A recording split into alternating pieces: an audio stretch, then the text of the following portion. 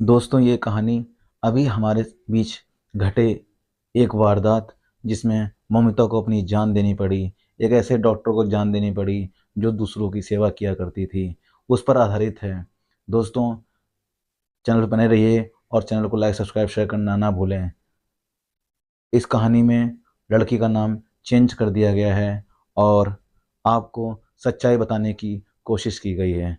तो दोस्तों, वीडियो में बने रहिए और चैनल को अभी के अभी सब्सक्राइब कर दीजिए। मुझे मेरी बेटी पर बहुत गर्व था। मेरी बेटी का नाम माला था। मेरी बेटी मेरे घर की खुशी थी, लक्ष्मी थी और बहुत ही ज़्यादा खूबसूरत भी थी। जब उसने कहा कि वह डॉक्टर बनना चाहती है तो मैंने उसे नहीं रोका। मैं उसे क्यों रोकती? मैं चाहती थी कि वह डॉक्टर बने, लेकिन हम लोग गरीब थे, फिर भी बड़ी मेहनत करके उसे डॉक्टर बनाया था। अभी उसके हाउस जॉब के दिन थे, यानी कि इसके बाद वह एक पूरी तरह डॉक्टर बन चुकी थी और अपना अलग से क्लिनिक भी बना सकती थी। लेकिन अभी वह नए डॉक्टरों की सूची में थी, इसलिए नए डॉक्टरों को ज़्यादा मेहनत का काम दिया जाता है, जैसे कि नाइट ड्यूटी वगैरह। सब जानते हैं कि रात को जागना बड़ा मुश्किल काम है। जब उसने मुझे बताया कि उसकी नाइट ड्यूटी रहेगी तो मैं बड़ी परेशान हुई। मैंने कहा कि जब तक तू घर नहीं आएगी बेटी, मैं परेशान रहूंगी। वह मेरी इकलौती बेटी थी। मेरे दो बेटे भी थे, लेकिन जो प्यार मुझे बेटी से था वह बेटों से नहीं था। उसके पापा भी उसे बहुत प्यार करते थे। घर में उसकी एक बुआ भी रहती थी, वह भी उसे बहुत चाहती थी। उसने कहा कि मैं ड्यूटी बदला नहीं कर सकती, ऊपर से ऑर्डर आया है।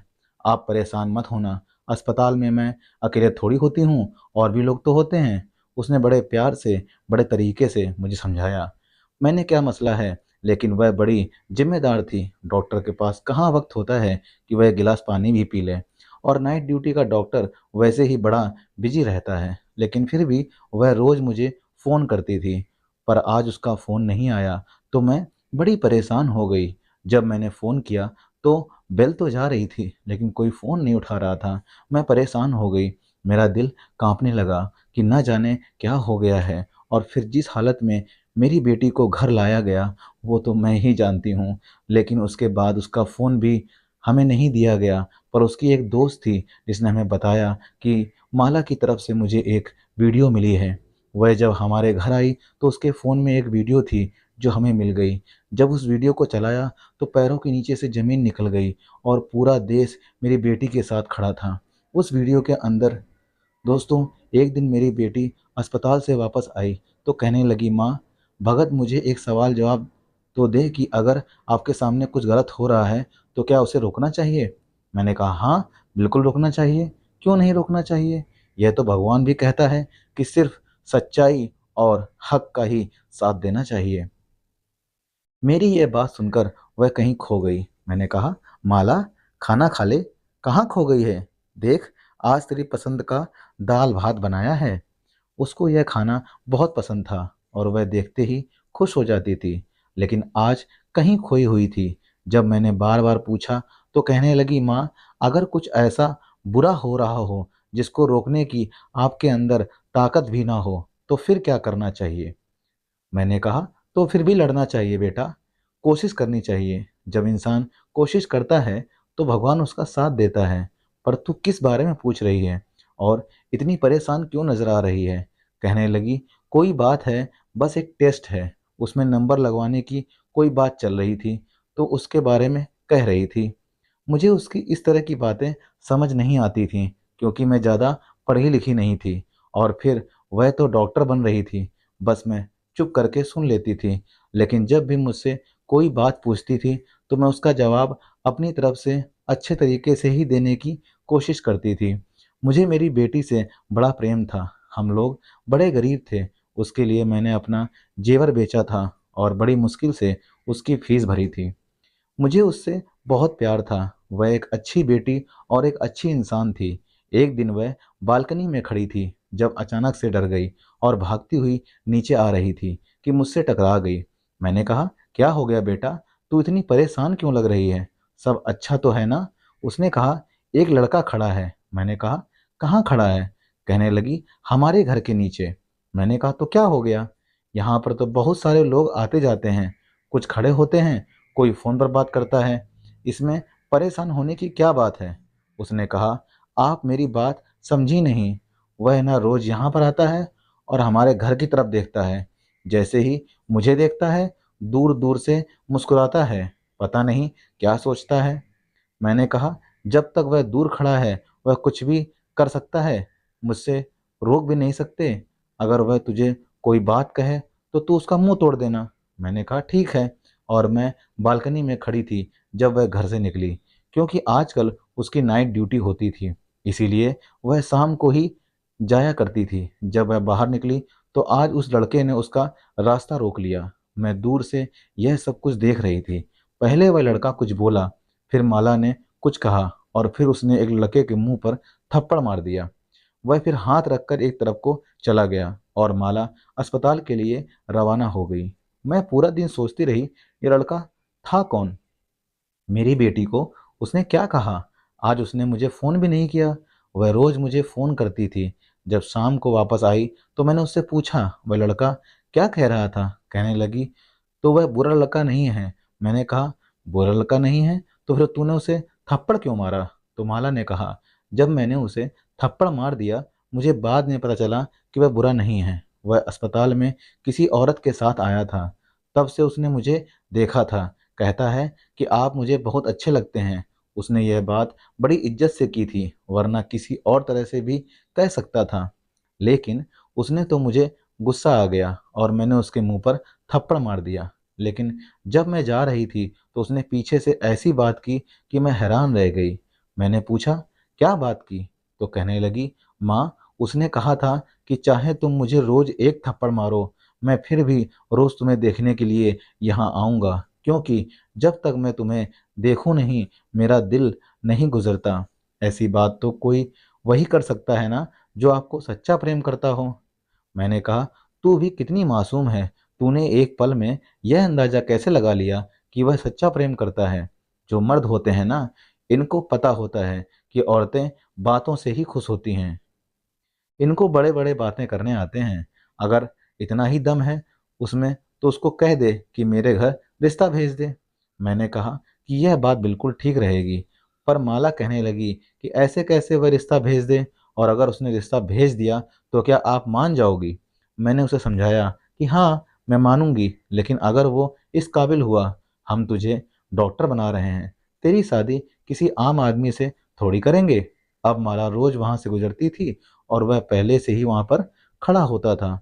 उसे कुछ कहता नहीं था, कुछ बोलता नहीं था, लेकिन वो दोनों एक दूसरे को देखते थे।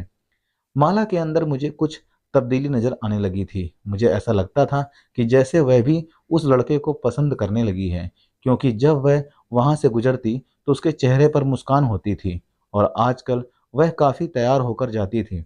वह जिस अस्पताल में काम करती थी, पहले वहां पर पढ़ाई करती थी, इसीलिए कभी तैयार होकर नहीं गई। कहती थी कि स्टूडेंट हूँ, स्टूडेंट को मेकअप करने की इजाज़त नहीं है। और उसके बाद उसकी आदत बन गई थी, क्योंकि वहाँ पर ऐसा कोई था नहीं जो उसको जानता नहीं था। तो वह उसके सामने अच्छी दिखना चाहती थी, लेकिन जिसके सामने अच्छी लगना चाहती थी वह घर के सामने ही खड़ा होता था, इसलिए घर से ही तैयार होकर जाती थी। उस लड़के के बारे में मैंने थोड़ा सा पता करवाया था, क्योंकि वह हमारे घर के सामने ही खड़ा होता था, तो इतना तो पता होना चाहिए। मैंने अपने छोटे बेटे से पता करवाया था। उसने कहा था कि इसका नाम राम है और यह सामने वाले घर में ही रहता है। सामने वाले लोग तो बहुत अच्छे थे। पूरे मोहल्ले उनको जानते थे और कहते थे कि अच्छे लोग हैं। और मैंने कहीं यह भी सुना था कि उनका एक ही बेटा है और उसकी माँ को अपने बेटे पर बड़ा गर्व है। लेकिन यह बेटा यहाँ क्या करता रहता था? मेरे छोटे बेटे ने शायद गलती की हो, किसी और के बारे में पता करके आ गया हो। एक दिन बहुत बारिश हो रही थी। माला अपने कमरे की बालकनी में खड़ी थी और सामने ही वह लड़का खड़ा था और बारिश में भी गीला हो रहा था। मैं उसके लिए चाय लेकर आई तो मैंने भी यह सब देख लिया था। मुझे कहने लगी कि देखो ना, सर्दियों की पहली बारिश है और यह कैसी हरकतें कर रहा है। मैं भी हैरान हुई, लेकिन मैंने अपनी बेटी को कहा कि तू क्यों इतना सोच रही हो? यह तो उसकी अपनी मर्जी है। तुम अपने कमरे में आकर बैठ जा, बाहर मत खड़ी हो, नहीं तो सर्दी लग जाएगी। मेरे सामने तो कमरे में वो आ गई, लेकिन मुझे थोड़ी देर बाद महसूस हो गया कि वह फिर से जाकर बालकनी में खड़ी हो गई थी। उसी से प्रेम करना कोई बुरी बात नहीं है, लेकिन कभी-कभी आप सही फैसला नहीं कर पाते और आपके जीवन में गलत आदमी आ जाता है और फिर आपकी सारी ज़िंदगी खराब हो सकती है। इसलिए सोच समझकर फैसला करना चाहिए। हमारे परिवार और जानने वाले मेरे ऐसे लोग थे जो माला से शादी करना चाहते थे। कुछ लोग ऐसे थे जो पहले हमारे घर आना भी पसंद नहीं करते थे, लेकिन अब जब से उनको पता चला कि माला डॉक्टर बन गई है, तो वे करीब आने की कोशिश कर रहे थे। हमारे छोटे से शहर से डॉक्टर बनना आसान बात नहीं थी। हमारे पास तो वैसे भी इतने पैसे नहीं थे, इसलिए थोड़ा फ़ायदा भी हुआ था क्योंकि माला को स्कॉलरशिप मिली थी, वरना सारी फीस अपने पास से देना हमारे बस की बात नहीं थी। फिर अभी भी हमारे ऊपर बहुत कर्ज था क्योंकि फीस तो हम दे देते थे, लेकिन फिर घर को चलाना मुश्किल हो जाता था और उसके लिए कर्ज लेने पड़ते थे। ऐसे में माला हम सबके लिए हमारा भविष्य थी क्योंकि वह डॉक्टर बनकर हम सबकी किस्मत बदलने वाली थी। उसके भाई छोटे थे, बड़े नहीं थे। उसमें ही अपने भाइयों के लिए कुछ करना भी था। भाई उसके लिए कुछ नहीं कर सकते थे, इसलिए मैं अपनी बेटी को बहुत संभाल कर रखना चाहती थी और यह भी चाहती थी कि उसका जीवन साथी अच्छा इंसान बने, जो हमसे दूर नहीं बल्कि माला से बहुत ज़्यादा प्रेम करे। माला बहुत अच्छी इंसान थी, वह किसी का भी दिल जीत सकती थी, लेकिन सामने वाला भी तो इस काबिल होना चाहिए। एक दिन वह मुझे कहने लगी कि माँ, मुझे आपसे बड़ी ज़रूरी बात करनी है, जो मेरे बारे में है, मेरे भविष्य के बारे में है, मेरे जीवन साथी के बारे में है। मैंने कहा कि हाँ, बोल, तुझे क्या बात करनी है? और मुझे समझ आ रहा था कि यह क्या कहने वाली थी। लगता है राम ने उसके दिल में जगह बना ली थी और मुझे यह कहने वाली थी कि राम के घर वाले रिश्ता लेकर आएंगे तो आप बताकर रखना। लेकिन बताने से पहले उसने मुझे कहा कि माँ, मेरे दिल में हमेशा जो जगह आपकी और पापा की और मेरे भाइयों की है, वह किसी की भी नहीं है और मैंने जो बात करनी है वह यह है। वह बोलने लगी कि उसको अस्पताल से कॉल आ गई। जैसे ही उसको अस्पताल से कॉल आती थी, वह सब कुछ छोड़कर पहले कॉल सुनती थी। कहती थी कि हो सकता है कोई इंसान तकलीफ में हो, इसलिए मुझे बुला रहे हों। मुझे देरी नहीं करनी चाहिए। वही बात ठीक है, अस्पताल से ही कॉल थी। वैसे तो उसकी नाइट ड्यूटी थी, लेकिन वह डे ड्यूटी के लिए भी बुला रहे थे। शायद कोई डॉक्टर छुट्टी पर चली गई थी। मैंने कहा कि तू डे ड्यूटी भी करेगी और नाइट ड्यूटी भी करेगी, थक नहीं जाएगी? तो कहने लगी कि एक ही दिन की तो बात है, नहीं थकूंगी, वापस आकर सो जाऊंगी। आप मेरी पसंद का खाना बनाकर रखना, मैं कल सुबह पहले टाइम पर आ जाऊंगी। माँ, मैंने उससे कहा ठीक है, अपना मोबाइल वगैरह साथ ले ले और फ़ोन को चार्ज कर लेना और अच्छे से खाना भी खा लेना। तेरे अस्पताल में खाना तो मिलता है ना? तो कहने लगी कि हाँ, मिलता है। और घर से जा रही थी तो पता नहीं क्यों मुझे अजीब सा लग रहा था। मैंने उसे पुकारना चाहा, लेकिन नहीं पुकारा, क्योंकि कहते हैं कि जब कोई जा रहा हो तो उसे पीछे से नहीं बुलाते हैं। उसने कहा था कि जो ज़रूरी बात मुझे करनी है वह मैं आपके साथ ही करूँगी, क्योंकि आराम से चलने वाली बात है। अपने काम पर चली गई और मैं अपने कामों में लग गई। उसने मुझे दोपहर में एक दफ़ा फ़ोन भी किया और बताया कि सब कुछ ठीक है।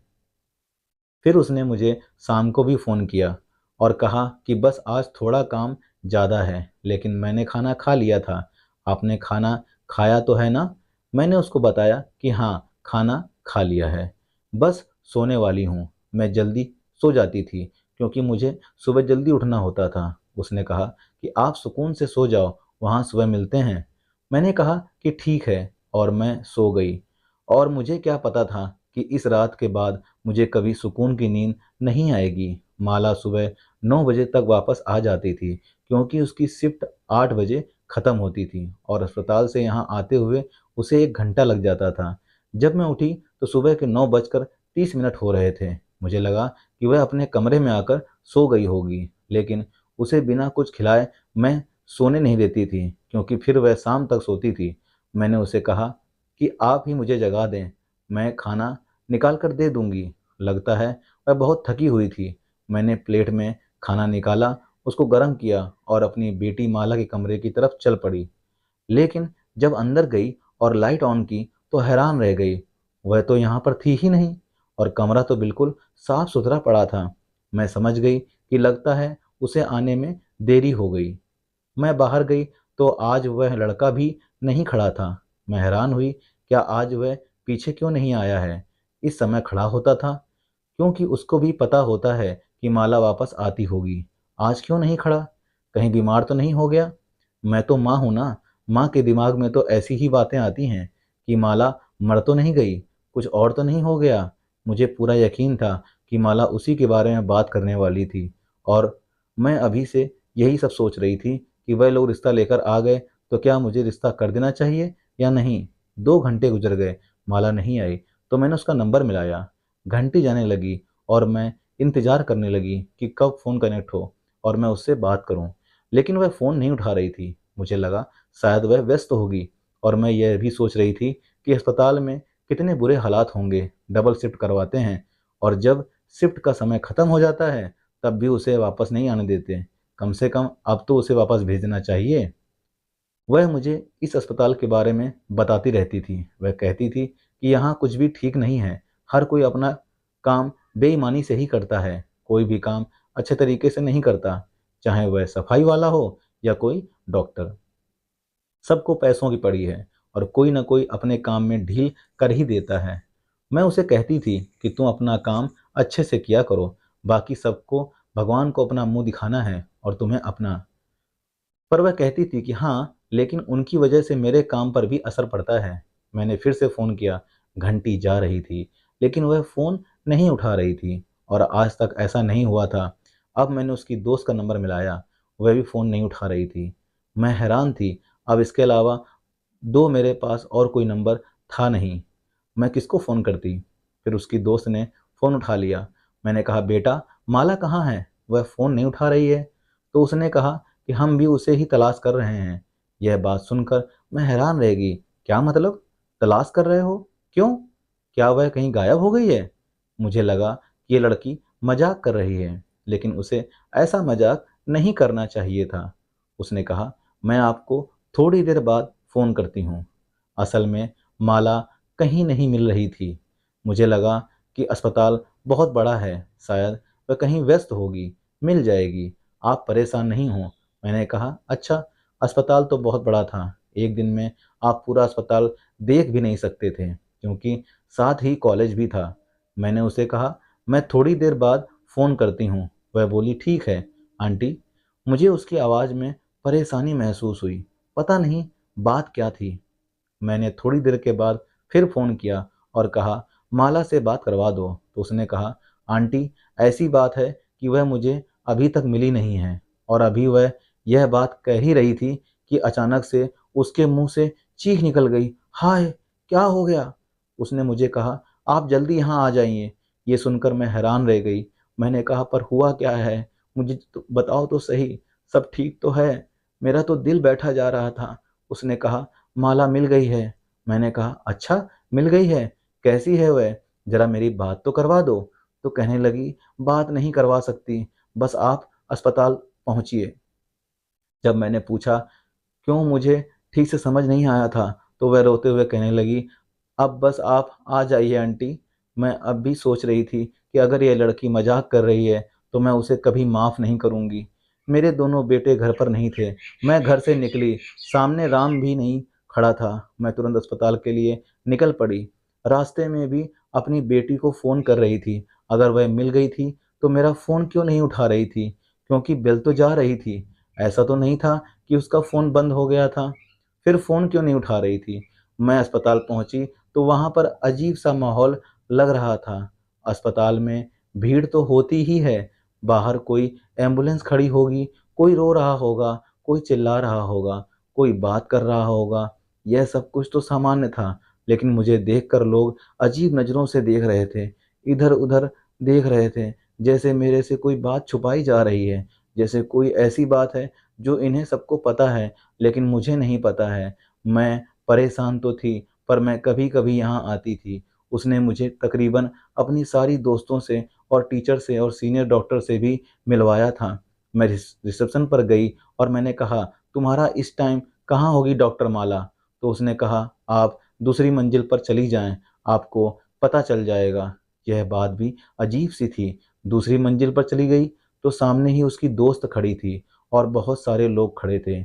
अजीब सा शो चल रहा था, पाँव रखने की जगह भी नहीं थी। ऐसा लग रहा था कि मुफ्त में अपनी चीज़ बँट रही है या फिर कोई बहुत बड़ी बात हुई है, जो ये सब लोग यहाँ पर जमा हुए थे। मुझे माला की दोस्त ने देखा तो रोती हुई मेरे पास आई और कहा, "ये क्या हो गया? मुझे नहीं पता आंटी, मैं वहाँ पर नहीं थी। अगर मुझे पता होता तो मैं कुछ ना कुछ ज़रूर करती।" मैंने कहा, "क्या कह रही हो तुम? हुआ क्या है? माला कहाँ है?" तो उसने मुझे एक ही लाइन में बताया, "माला अब इस दुनिया में नहीं है।" और मुझे ऐसा लगा कि जैसे मैंने यह बात नहीं सुनी, लेकिन असल में मैंने सुन ली थी और मेरे दिल तक यह बात चली गई थी। मेरी हालत अजीब-सी हो गई थी। तभी वहाँ पर एक आदमी आया। उसने कहा, "आप हैं डॉक्टर माला जी की मम्मी?" उनके साथ बहुत बुरा हुआ है। वह मुझे बताने लगा कि हुआ क्या था। वह मुझे ऐसी-ऐसी बातें बता रहा था, जो आप अपनी बेटी के बारे में कभी नहीं सुनना चाहती थीं। दुनिया की कोई भी ऐसी माँ ऐसी डिटेल नहीं जानना चाहती होगी, जैसी वह मुझे बता रहा था। जब उसने कहा कि 20 लोग थे, तो मैंने हैरान होकर उसकी तरफ देखा। मैंने कहा, "क्या कह रहे हो आप? 20 लोग थे? मेरी बेटी 20 लोग?" वह लोग 20 थे। मेरी बेटी के साथ क्या किया उन्होंने, वह मुझे पहले ही बता चुका था, लेकिन अब वह मुझे समझ आई थी कि कितना बड़ा अनर्थ हो गया था। मेरी हालत बुरी हो गई। मुझे बस दूर से माला की एक झलक दिखाई गई और उसके बाद मुझे पीछे कर दिया गया और बॉडी को पोस्टमार्टम के लिए ले गए। मेरी हालत इतनी बुरी हो गई थी कि मैंने चीखना शुरू कर दिया। मुझे उसकी दोस्त ने सँभाला। मेरे चिल्लाने की आवाज़ पूरे अस्पताल में गूंजने लगी थी। सबको पता चल गया था कि क्या हुआ है। माला की माँ आ गई है। उन लोगों का कहना था कि नाइट ड्यूटी पर थी और उसके बाद अचानक से कहीं गायब हो गई। उसको कोई मरीज़ बुलाने के लिए आया था, फिर हम लोग उसे सुबह ढूँढते रहे, तलाश करते हुए हमें नहीं मिली और फिर एक अंधेरे कमरे में वह हमें ऐसी हालत में मिली। हमें लगता है कि उसके साथ यह सब कुछ करने वाले 20 लोग थे, लेकिन वह कौन थे, कहाँ से आए थे, किसी को नहीं पता और वह अब इस दुनिया में नहीं है। लगता है उसने खुदकुशी कर ली है। अस्पताल वालों ने हमें बहुत तंग किया, बहुत जलील किया। हमें बॉडी नहीं दे रहे थे। कभी कह रहे थे आपकी बेटी ने लगता है अपने किसी दोस्त को बुलाया था और मामला खराब हो गया। कभी कह रहे थे कि एक दोस्त नहीं था, 4-5 लोग थे, यानी कि बॉयफ्रेंड थे। कभी कोई बात करते और जो बॉडी की हालत थी वह हम ही जानते थे। किसी तरह से आखिरी रीति-रिवाज किए गए, लेकिन अब हमारे पास कोई सबूत नहीं था। सारा देश हमारी बेटी के लिए खड़ा था। सब उसकी तरफ से इंसाफ माँग रहे थे, लेकिन हमारे पास ऐसा कोई भी सबूत नहीं था, जिससे हमें यह पता चले कि हुआ क्या था। अस्पताल वालों ने जो रिपोर्ट जारी की, उसमें लिखा था कि डॉक्टर माला ने आत्महत्या कर ली है, लेकिन वह ऐसा कैसे कर सकती थी? वह तो मुझे कुछ बताना चाहती थी, घर से हँसती हुई निकली थी। इसकी आँखों में ढेर सारे सपने थे, तो फिर एक ऐसा इंसान कैसे आत्महत्या कर सकता है? वह डिप्रेशन में नहीं थी, वह बिल्कुल ठीक थी, उसके साथ कुछ मसला था ही नहीं। हमने कहा कि उसका फ़ोन कहाँ है? वह हमें दे दें, उसका बैग वगैरह दे दें। उन्होंने हमें सारी चीज़ें वापस कर दीं। उसकी चीज़ें ऐसी थीं जो टूट चुकी थीं, लेकिन उन्होंने हमें माला का फ़ोन नहीं दिया। हम हैरान हुए कि फ़ोन क्यों नहीं दिया? तो कहने लगे, "यह सबूत के तौर पर हमारे पास रहेगा।" लेकिन उन्होंने क्या करना था? जब खुद कह रहे थे कि आत्महत्या ही की है, तो फिर सबूत किसको दिखाना था? बहुत कोशिश की थी, किसी तरह उसका फ़ोन मिल जाता, क्योंकि फ़ोन से ही पता चल सकता था कि उसकी ज़िंदगी में क्या चल रहा था, लेकिन उन्होंने उसका फ़ोन हमें नहीं दिया। इस बात को 3 दिन गुज़र गए थे और 3 दिन से मैंने राम को भी नहीं देखा था। क्या उसको पता नहीं था कि माला के साथ क्या हुआ था? वह तो इस दुनिया से भी चली गई थी। यह बात तो सारे देश में फैल चुकी थी, तो फिर उसको क्यों नहीं पता था? लगता है वह डर गया था और अपने कमरे में बैठा था, बाहर नहीं निकलना चाहता था कि उसे भी पूछताछ ना हो जाए। क्योंकि पता नहीं कितनी दफ़ा यहाँ पुलिस आई थी। मेरी जो हालत थी मैं नहीं जानती हूँ। एक तो मेरी जवान बेटी जिसको मैंने मुश्किल से डॉक्टर बनाया इस दुनिया से चली गई और यह जानती हूँ कि वह कैसे गई। मुझे रातों को नींद ही नहीं आती थी। मैं पूरी-पूरी रात रोती रहती थी। सब लोग इंसाफ माँग रहे थे, लेकिन जो मेरे साथ हुआ था वह कभी ठीक नहीं हो सकता। मेरी बेटी तो कभी वापस नहीं आ सकती। हमारे घर की लक्ष्मी, मेरी बेटी इस दुनिया से चली गई, अब उसे कभी वापस नहीं आना था। इंसाफ मिलता तो किसको मिलता? एक माँ के लिए हिसाब क्या हो सकता है? क्या मुझे मेरी बेटी को ही वापस लाकर दे सकता है? एक हफ्ता गुजर गया तो माला की दोस्त अचानक हमारे घर आई। उसने कहा कि मुझे माला की तरफ से एक वीडियो मिली है। उसने कहा कि शायद माला ने उसी वक्त यह वीडियो भेजी थी, लेकिन मैंने भी नहीं देखी। मैं बहुत व्यस्त हो गई थी और डर भी गई थी, क्योंकि मुझे धमकाया गया था और कहा गया था कि अगर कुछ कहा तो अंजाम अच्छा नहीं होगा। उसने बताया, मेरे पास माला की आखिरी वीडियो है, इसके अलावा हमारे पास उसकी कोई याद नहीं है। वीडियो 45 मिनट लंबी है, मैंने अब तक देखी नहीं है, लेकिन मैंने सोचा कि आपको बताना ज़रूरी है। हमने तुरंत वीडियो को टीवी के साथ कनेक्ट किया ताकि सभी लोग देख सकें। सभी माला को देखना चाहते थे, लेकिन जब वीडियो देखी तो हम हैरान रह गए। ऐसा लग रहा था जैसे ये वीडियो उस पल की है जब वह सब लोग वहाँ से चले गए थे। माला की कसम खाकर कह रही थी कि वह जिंदा थी और उसने यह वीडियो बनाकर अपने दोस्त को भेज दी थी। शायद उसने इसे अपने अकाउंट से डिलीट कर दिया था, इसलिए उन लोगों ने अब तक हमसे नहीं पूछा कि क्या आपको कोई वीडियो मिली है या नहीं। उसकी हालत बहुत बुरी थी, उसके चेहरे से साफ साफ झलक रहा था कि वह दर्द में थी। वह कह रही थी कि अस्पताल वाले कुछ बहुत बुरा कर रहे हैं। मुझे सब पता चल गया है, इसलिए उन्होंने मेरे साथ यह सब किया ताकि मुझे चुप कराया जा सके। मरीजों के साथ अच्छा नहीं हो रहा है, बहुत से बुरे काम हो रहे हैं अस्पताल में। थोड़ी और जानकारी देने के बाद उसने कहा, माँ मुझे माफ़ कर देना और रात से भी कहना कि मुझे माफ़ कर दें। मैंने उसे शादी करने का वादा किया था और मैं तुमसे यही बात करने वाली थी, लेकिन अब मैं ज़िंदा नहीं बच सकूंगी, कोई मुझे नहीं बचा सकेगा। वह अपने भाइयों के नाम लेने लगी। परेशान नहीं होना, और तुम लोग मेरा बहुत ख्याल रखते हो। आखिरी में उसने कहा, मैं तुम सबसे बहुत ज़्यादा प्यार करती हूँ। तुम सब मेरे लिए बहुत खास हो। जहाँ भी रहूँगी तुम सबको याद करती रहूँगी। मेरे लिए उदास मत होना। यह वीडियो देखकर मेरा दिल भी बहुत दुखी हुआ। माला की दोस्त कह रही थी, इस वीडियो का कुछ ना कुछ करके हम इंसाफ दिला सकते हैं।